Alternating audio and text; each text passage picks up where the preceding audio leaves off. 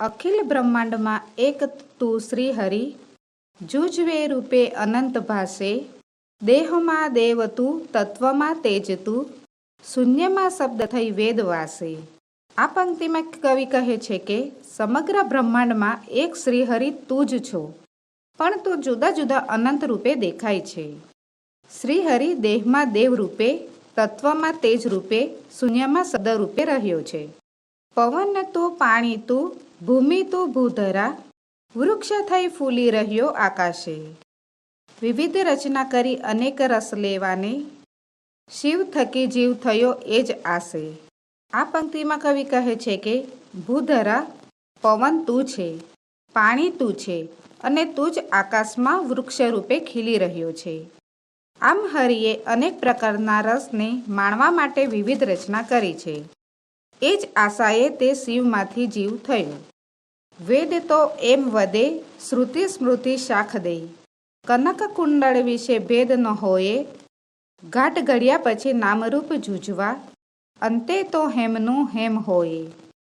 આ પંક્તિમાં કવિ કહે છે કે વેદ પણ એમ જ કહે છે. શ્રુતિ અને સ્મૃતિ પણ એ વાતમાં શાખ પુરાવે છે.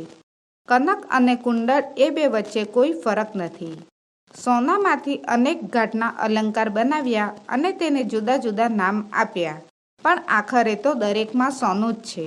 ગ્રંથે ગરબડ કરી, વાત નવ કરી ખરી, જેહને જે ગમે તેને પૂજે.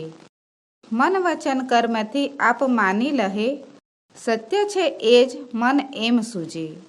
આ પંક્તિમાં કવિ કહે છે કે ગ્રંથને સમજવામાં આપણે ગરબડ કરી છે.